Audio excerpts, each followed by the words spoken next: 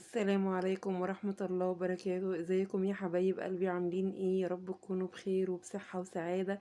والنهاردة كده معانا فيديو كده جميل ظريف كده. انا بحب قوي فيديوهات المعجنات، بتبقى جميلة جدا جدا. بحب دايما اعملها، بتبقى جميلة في البيت، وريحة العجين كده بيبقى جميل جدا. بالليل كده ببقى قاعدة كده، وبحب عندي الدقيق وعندي السمنة. وطبعا ما بتاخدش اي حاجة وما بتاخدش اي وقت. بقعد اتسلى كده بالليل كده، بقعد اعملها مع بعض كده، ونشوف الطريقة ونشوف المقادير. ومقاديرنا بسيطة وسهلة جدا جدا جدا. طبعا بتنفع معانا في بالليل، مع الجبنة، مع او في الفطار الصبح مع الشاي، او نحشيها بقى اي حاجة بقى، سواء جبنة رومي، سواء جبنة بيضة، يعني اي حاجة. بتبقى جميلة جدا جدا جدا. زي ما قلت لكم كده، مقاديرنا بسيطة جدا. اول حاجة طبعا حطينا كوباية من المية الدافية، وحطيت معلقة من الخميرة، وحطيت معلقة من السكر. طبعا كل دوت بقلبه مع بعض كويس جدا جدا جدا. بعد كده طبعا زي ما احنا شايفين، كان معايا هنا هو بيضتين. طبعا هنا هو فصلت البياض عن الصفار، وركنت الصفار على جنب، وحطيت هنا هو البياض بس على الخليط اللي احنا دلوقتي بنقلبه ببعض. اهو حطينا بس البياض، الصفار حطيناه على جنب كده اهوت، وهنشوف هنعمل بيه ايه في اخر الوصفة. طبعا بضرب كل المكونات دي ببعضها جدا جدا، الخميرة مع معلقة السكر مع بياض البيضتين اهوت، مع التقليب الجيد جدا. طبعا بكون هنا اهوت محضرة الدقيق. طبعا بيكون منخول كويس كذا مرة. طبعا كل ما بنخل الدقيق كل ما بيديني عجينة هشة وطرية وجميلة جدا. طبعا وحطيت هنا اهوت معلقة صغيرة من الملح. هي دي مكوناتنا، مكونات بسيطة جدا جدا، وموجودة في كل بيت، وهتطلع لي احلى فطاير جميلة جدا جدا. ببتدي بقى انا اهوت اقلب كل المكونات دي مع بعضها كده اهوت اهيت. حطيت 3 معالق زيت اهوت، وابتدي بقى انا اهوت الم العجينة كده بايدي كده اهوت اهي. اتلمت كده اهوت كلها كده اهوت معايا. وطبعا هنسيبها تخمر لمدة ساعة، هغطيها واسيبها تخمر لمدة ساعة كاملة.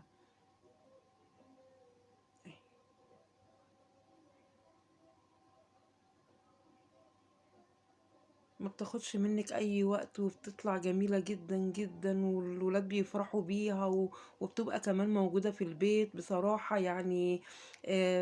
بحس كده ان الفطاير او البسكويت، او يعني ايا كان اي حاجة من المعجنات، بتعتبر بصراحة يعني خير كده في البيت. وريحة العجين بتبقى جميلة جدا جدا، وريحة الخبيز، فيعني سبحان الله بتبقى جميلة قوي قوي قوي في البيت.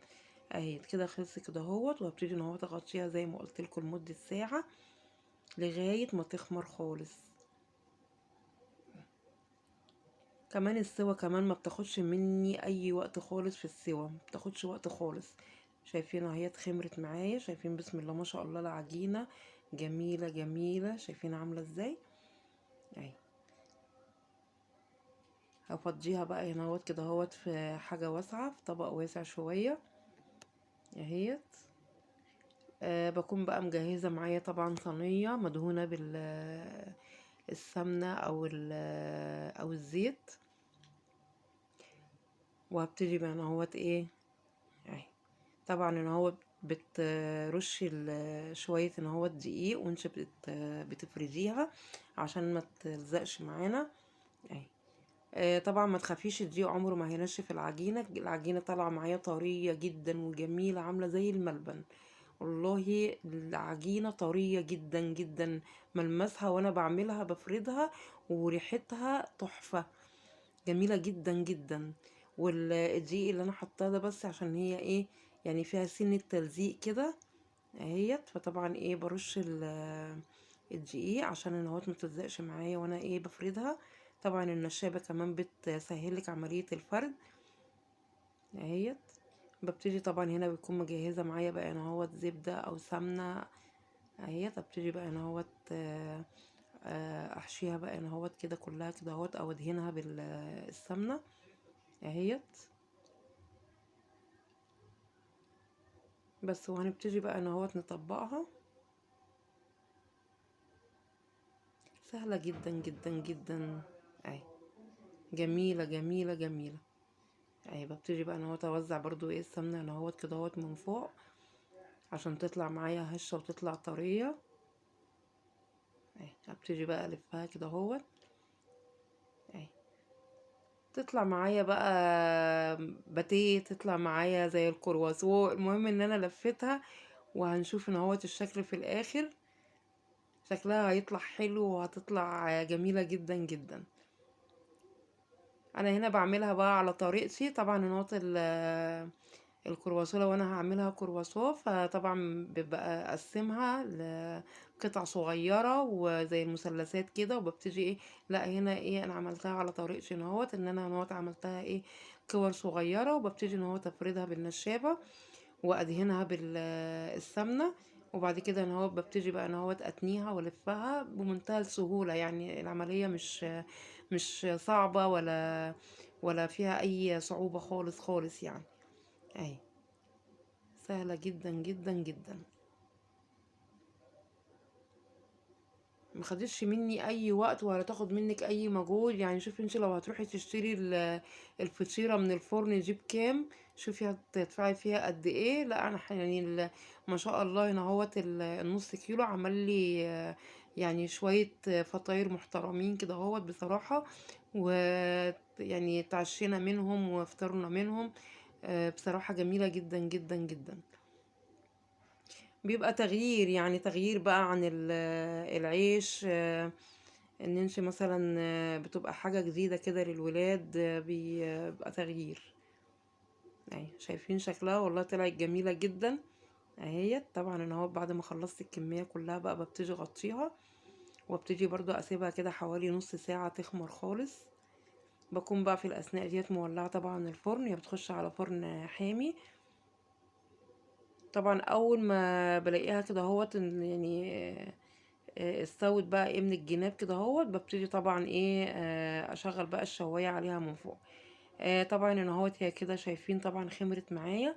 بكون مجهزه بقى طبعا البيضتين، صفار البيضتين اللي انا كنت شايلاهم على جنب، ومعايا انا اهوت معلقتين من الحليب. قلبت كل ده ببعضه كده من صفار البيض مع معلقتين الحليب، وببتدي ان اهوت ادهن وش الفطاير بالخليط ده. طبعا انا اهوت دخلتها الفرن زي ما قلت لكم كده اهوت. ما خدتش اي وقت خالص في الفرن. اول ما لقيتها كده اهوت استوت من تحت، شغلت عليها الشوايه. ما كملتش 10 دقايق في الفرن. جميله بسم الله ما شاء الله. يعني حاجه كده تفتح النفس، وحاجه جميله هشه وطريه، وشايفين من فوق عامله ازاي. يعني جميله جدا جدا جدا اهي. شايفين عامله ازاي طريه طريه. شايفين بقى هفتحها لكم كمان حاجه يعني جميله تحفه بصراحه.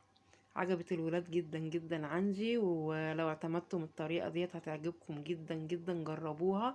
شايفين شايفين بسم الله ما شاء الله جميله ازاي من جوه. احشيها بقى ممكن بقى جبنة رومي. افتحي كده الفطيرة، حطي فيها جبنة رومي، حطي فيها جبنة بيضة، حطي فيها لحمة مفرومة، حطي بصي اعملي بيها اللي انت عايزاه.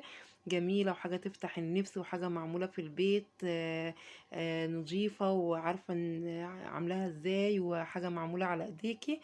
شايفين كمان هشة ازاي من جوه والقطنية العجينة قطنية خالص. الفطيرة عاملة ازاي ما شاء الله جميلة جدا جدا. بصي الشكل عامل ازاي من جوه.